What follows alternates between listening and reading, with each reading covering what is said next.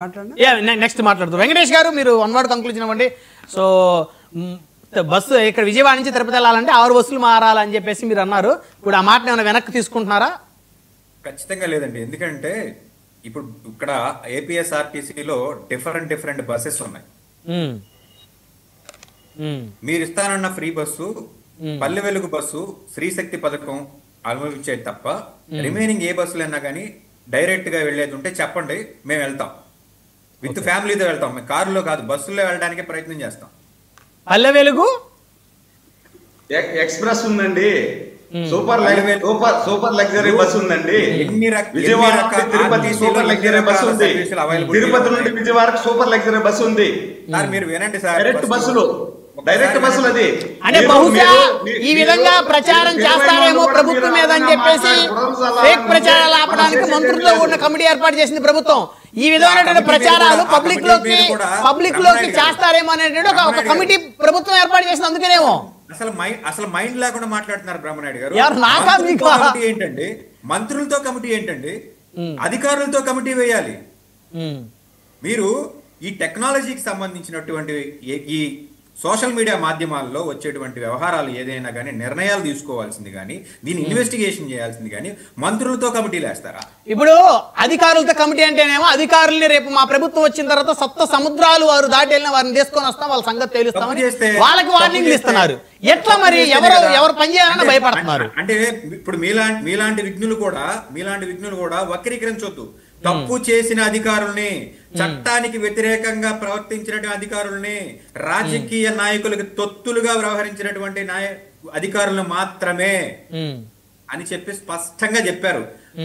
ఉన్న రాష్ట్రంలో ఉన్న అధికారులందరినీ తాట తీసేస్తాము, లేకపోతే డిజిటల్ బుక్లో ఎక్కిస్తామని చెప్పేసి ఏ ప్రభుత్వంలో గానీ ఏ ప్రతిపక్ష నాయకులు కూడా చెప్పలేదు. వెంకటేష్ గారు సమయం లేదు కాబట్టి ఇక్కడ మంత్రులతో కాదు కమిటీ కావాల్సింది. బంజారా హిల్స్ లో ఒక ఆఫీస్ పెట్టారని చెప్పేసి అని అంటున్నారు కదా, ఎవరు పెట్టారు? అధికారులతో ఎవరైతే దానికి సంబంధించినటువంటి ఎక్స్పర్ట్స్ తో మీరు కమిటీ వేయండి.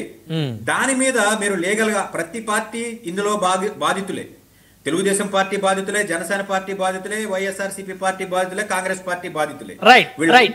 సెంధు సాంబశివరావు గారు వన్ వర్డ్ కంక్లూజన్ ఇవ్వండి. అధికారులతో వేయాలి కమిటీ, మంత్రులతో కాదంటున్నారు. వన్ వర్డ్ కంక్లూజన్, సమయం చాలా తక్కువ ఉంది.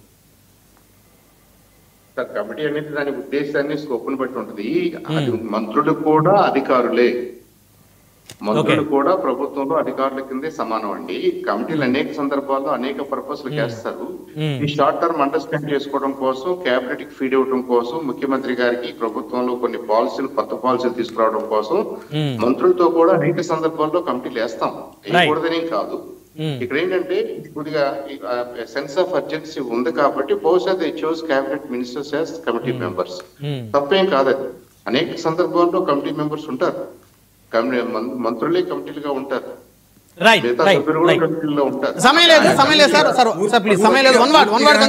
పూర్తిగా మంత్రులతో కమిటీ వేయడం ఇదే ఫస్ట్ టైం చూస్తున్నాం సార్. సుప్రీం కోర్టు కూడా సిట్ విచారణ చేసినప్పుడు ఏ పొలిటీషియన్ తీసుకొచ్చి అందులో పెట్టాలి. నాట్ నెసెసరీ మీరు maybe not necessary but it is a political vendetta right now in the state. There is a political vendetta is going there now. విడగొట్టినప్పుడు first మంత్రుల కమిటీనే వేసింది.